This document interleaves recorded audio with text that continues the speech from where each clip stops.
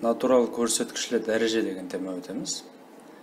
Лапай тілде айтқанда біздер оқушылар көбінесе мынандай қойды. Дәреже деген теманы өттің бе деп сұрайды бір-біріне. Соның үшін просто қылып айтайық, дәреже деген теманы өтеміз. Дәреже қандай көріністе жазылады? Мына көріністе. А дәрежеде n деп жазылыпты. Бұл жерде n дәреже деп айтылады, а болса тикара деп айтылады. Бұл айтқанда тикары 2-ге тең, дәрежесі мынандайға тең деп айтылып кетіледі. Енді біздерде дәрежелердің екеуінің аты бар, өзіне жараса. Біреуі екінші дәреже. Мысалы үшін 3-тің екінші дәрежесі дегенде 3-тің квадраты деп айтса болады. Бұл квадрат деп айтуға болады. Бұл нені білдіреді? 3-тің екінші дәрежесі болса 3-тің квадрат деген нені білдіреді? 3-тен 2-ін өзіне көбейт дегенді білдіреді. 3-тен 2 3-тік. Мысалы үшін апауи көбейтушілері жеклеу деген теманы түсіндірген кезімде, көбеймеге ажыратқан кезімізде, мысалы үшін 3 пайда болса, 3-тен 3-ө бар деп мынандай жазып кететін едік. Сол дәреже деген сөз. Қазір бұл 3-тің квадраты 3 көбейтілген 3, бұл 2-ні көбейтсек 9 деген зат шығады. Онда 3-тің квадраты 9-ға тең екен деп айтсақ болады. Я болмаса 2-нің 3-ші дәрежесі. Бұның да өзіне жарасы аты бар. 2-нің кубы деп айтылады. Куб деп айтылады. 3-ші дәреже. 2-нің кубы 2-ден 3-ін жазып тұрып көбейт дегенді білдіреді. Әммесін көбейт шықса 8 деген сан шығады. Одан кейін дәрежелерді біздер оқығанда мынандай оқып кете береміз. 5-тің 4-ші дәрежесі, 6-ның 7-ші дәрежесі, 10-ның 20-ші дәрежесі деп оқып кете береміз. Тек қана 2 менен 3-ті квадрат куб деп айтып жүрсек болады. 5-тің 4-ші дәрежесі 5-тен 4-ін жазып тұрып көбейтуіміз керек. Бұл 625 деген сан шығады. Дәрежелерді көбінесе 2 квадратының кубларын сандарды 9-ға шекем жаттап алғаны жақсы өздеріңізге. Сәл болса да аңсатыла болады, есеп шығарыңыз. 10, 15, 4, 6, һәм басқа бір қандай да бір сандар болсын, бұлардың әммесінде 1 деген дәрежесі бар. Математикада қабылданған 1 деген дәреже жазылмау керек негізі. Мынандай қылып жазсақ, екеуі бір зат. Бірақ бұл бірінші дәреже деген жазбайды. Жазбай қойып па, демек бірінші дәреже бар деп ойласаңыз бола береді.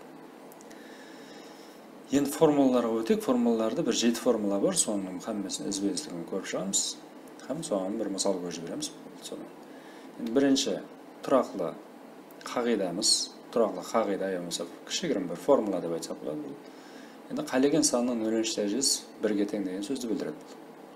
Қалеген сан 100-дің 0-ші дәрежесі де 1, 10.000-ның 0-ші дәрежесі де 1, 4-дің 0-ші дәрежесі де 1. Қалеген санның 0-ші дәрежесі 1. Тек қана 0-дің 0-ші дәрежесі деген қағида жоқ. Біздер мына жерге 0-дің 0-ші дәрежесі 1-ге тең деп айта алмаймыз. Ондай қылып айтуға болмайды. 0-ден басқа қалеген санның 0-ші дәрежесі 1-ге тең деп айтсақ болады. Кейінгі формуламыз, мына көріністегі формула, бұл нені білдіреді? Көбейту болып келсе, тикарлары бірдей санлар болса, харфлер болса, бұл санлардың дәрежесін қосуға болады деген сөз. Мына тикарлары бірдей дәрежелер болса, қосылып жатыр. Орта көбейту болу керек. Бұл формуламыз бір. Кейінгі формула бөлчек, я болмаса бөлу. Бұл екеуі енді бір зат. Тикарлары бірдей, орта бөлу болса, дәрежеден дәрежені алып тастауға болады. Яғни бөлчек болса, бөлчектің үстінде тұрған дәрежеден астында тұрған дәрежені алып тастаймыз. Я болмаса бөлу қылып берген болса, бірінші тұрған дәрежеден екінші тұрған дәрежені алып тастауымыз керек. Бұл да бір формуламыз. Кейінгі формуламыз қандай да бір санның дәрежесі бар. Қаусырмаға алып сыртында және бір дәреже бар болса, бұл қаусырманы ашу үшін бұл екі дәрежені көбейтеміз бір-біріне. Қосып жібермем, көп адам қосып жібереді, ол қате зат, көбейту керек қой екен. Сонымен қаусырма ашылған болады. Кейінгі формула. Қаусырманың ішінде екі түрлі сан тұрса, болмаса екі түрлі харф тұрса, орта көбейту болса, қаусырманың сыртында дәреже тұрған болса, сол дәрежені әрқайсысына беріп, қаусырманы ашуға болады. Мысалы үшін мына жерде 2, мына жерде 3 тұрса, сыртта 5-ші дәреже тұрса, 2-нің 5-і, 3-тің 5-і деп жазуымызға болады деген сөз. Я болса наоборот. Бұл жерде 2 түрлі сан тұрса, бірақ орта көбейту дәрежелері бірдей болса, сол 2 түрлі санды көбейтіп жіберуге болады деген сөз. Енді формуланың екі тарапында пайдалануға болады. Мына көріністе берген болса, мына көрініске әкелуге болады. Я болмаса мына көріністе тұрған болса, қаусырманы ашып, мына көрініске әкелуге болады деген сөз. Әммесінде сондай. 6-шы формуламыз бұл бөлу қиылысы. Енді мұнау көбейту еді, бөлуді де тап сондай қылып жазуға болады. Егер санлар әр түрлі болғанмен орта бөлу болса, дәреже болса, қаусырма сыртына әр қайсысы санға дәреже қылып беріп, қаусырманы ашып жіберуге болады. Я болмаса наоборот. жетінші ең ақырғы формуламыз бұл қандай да бір санның минус дәрежесі болса, сол минус дәрежені жоқ қылу үшін 1 бөлінген деп жазсақ болды. Мысалы үшін мына жерде n-нің алдында минусты жоқ қылу үшін 1 бөлінген деп жаздық, минус жоқ болды. Сол көрінісінде формулалардан пайдаланып істеуіміз керек. Енді осы формулаларға бір мысал көріп жібереміз. Ең бірінші мысалымыз бұл екінші формула тура келеді. Текарлар бірдей, міне 3-лер орта көбейту. Онда дәрежеге дәрежені қосуға болады деген формула бар еді. Онда 3-тің 4-ке 12-ні қоссақ 16 деген дәреже шығады. Кейін формула тура келеді. 5-тің 21-і бөлінген 5-тің 20-сы. Бөлінген деп тұрды, текарлар бірдей. Онда дәрежеден дәрежені аламын. Бірінші тұрған дәреже 21, одан 20-ны алып тастасам 1 қалады. Онда 5-тің бірінші дәрежесі емес, 5 деп жазып кетсек болды. Бірінші дәреже дегенді білдіріп кетеді. Кейінгі мысалымыз қауыстырма бар. 2-нің 5-ші дәрежесі қауыстырма сыртында және бір дәреже бар. Бұл қауыстырманы ашу үшін тап жаңа айтқандай, бұл 2 дәрежені көбейту керек еді. Көбейтеміз, сонда 2-нің 15-ші дәрежесі деп айтамыз. Соны жауап деп айтылады бұл. Төртінші формуламыз, төртінші мысалымыз бұл ең ақырғы формулаға тура келеді. 2-нің минус 3-ші дәрежесі. Минус деген белгіні жоқ қылу үшін 1 бөлінген деп жазамыз. 2-нің 3-ші дәрежесі деп. Минустан құтыламыз соны. Һәм 2-нің 3-ші дәрежесі бұл 2-нің кубы деген сөзіміз 8-ге тең. 8-ден 1 деген жоқ болады. Егер де дәрежеде минус жоқ болып, мына санның текардың алдында минус тұрса, оны 1 бөлінген деп жазуға болмайды. Ал жастар жібермеңіз. Бұл текардың алдында минус ешқашан 1 бөлінген қылып түсіре алмайды. Тек қана дәреженің алдында тұрған минусымыз 1 бөлінген деп түсіріледі. Басқа уақытта түсіруге болмайды. Бесінші мысалымыз енді араласпа түрінде келген. Бұл есапты істеу үшін бірінші 16 деген санымызды 2-ге әкелуіміз керек. Не үшін 2-ге? Себебі бұл жердегі санларымыз 2 деген текарда жазылып тұрды. 16-ны мен 2 қылмасам, бұлардың дәрежелерін бір-біріне қоса алмаймын. Формуламызға бойсынған қалда текарларды бірдей қылып әкеліп алуымыз керек. Онда 16-ны 2-нің 4-ші дәрежесі жазамын.